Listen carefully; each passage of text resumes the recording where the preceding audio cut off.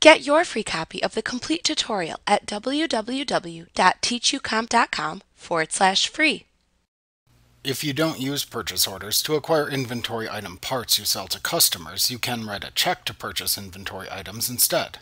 To write a check for inventory part items you have created in your item list, select Banking, Write Checks from the menu bar to open the Write Checks window.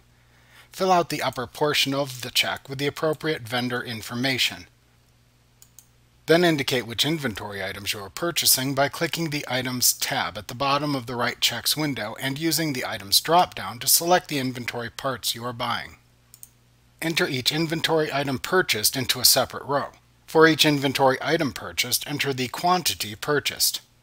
If needed, enter the cost of each inventory item purchased into the Cost column. The total amount of the check will be determined by the total cost of the inventory parts entered into the Items tab. After you have finished listing the purchased inventory on the Items tab, click either the Save and Close button to save the check and close the Write Checks window, or click the Save and New button to save the check and leave the Write Checks window open so you can continue writing checks. Like what you see? Pick up your free copy of the complete tutorial at www.teachucomp.com/free.